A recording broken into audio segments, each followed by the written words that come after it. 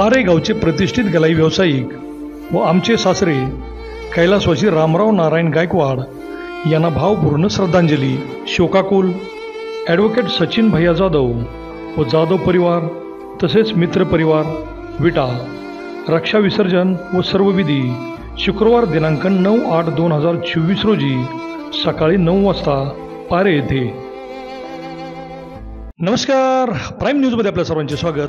महाविकास आघाडीचे नेते आमदार विश्वजित कदम, खासदार विशाल पाटील यांनी विधानसभा निवडणुकीसाठी जोरदार बांधणी करण्यास सुरुवात केली असून महाविकास आघाडीच्या उद्धव ठाकरे यांची दिल्लीत भेट घेतली व विधानसभेसाठी नवीन रणनीती तयार केली असून या तिघांनीही जिल्ह्यात महाविकास आघाडी एक संघ असल्याचे सांगत लोकसभेला जे झालं ते आम्ही विसरलो असून उद्धव ठाकरे यांनी विश्वजित कदम व विशाल पाटील ही आमचीच मुलं आहेत असं सांगत जिल्ह्यात 8 जागा ताकदीने लढवणार असल्याचे सांगितले.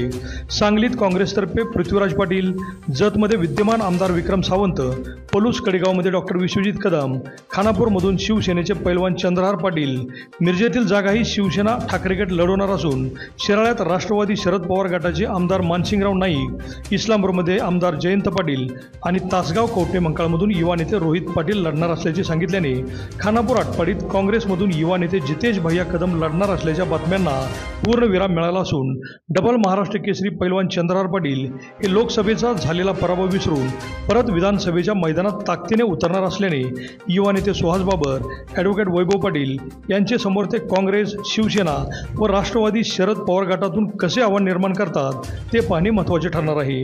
बाळवणी जिल्हा परिषद गटातून त्यांनी जिल्हा परिषदेसाठी उमेदवारीही केली होती आणि जिंकलेही होते. त्यावेळी ते बाबर गटातून होते. मात्र यावेळी ते उद्धव ठाकरे गटातून लढणार असल्याने काँग्रेस व पवार गटाच्या राष्ट्रवादीची ताकद त्यांच्यासोबत असणार आहे. काँग्रेसचे काही पदाधिकारी बाबर गटात आहेत कारण काँग्रेस इथं सक्रियच नाही. त्यामुळे कदम गटाचे म्हणजेच काँग्रेसचे नेते काय निर्णय घेतात हे पाहणेही महत्त्वाचे ठरणार आहे. डबल महाराष्ट्र केसरी पैलवान चंद्रहार पाटील यांचा नवा कोरा चेहरा व कुस्ती क्षेत्रातील कामगिरीबरोबर जिल्हा परिषदेतील राजकीय अनुभव त्यांच्या पाठीशी असणार आहे. राष्ट्रवादीचे ॲडव्होकेट बाबा सुमळी व शिवसेना जिल्हाप्रमुख संजय विभुते हेही त्यांच्यासोबत असणार आहेत. त्यामुळे ते कडवे आव्हान उभा करतील असे दिसत असले तर विधानसभा क्षेत्रात युवा नेते सुहास बाबर यांनी प्रचंड मोठी बांधणी केली आहे. त्याचबरोबर त्यांना आव्हान देत ॲडव्होकेट वैभव पाटील यांनीही मुसंडी मारली आहे.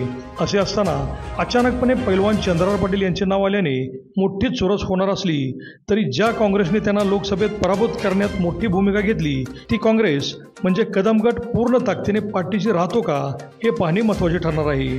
अभिजित शिंदे, प्राईम न्यूज, विटा.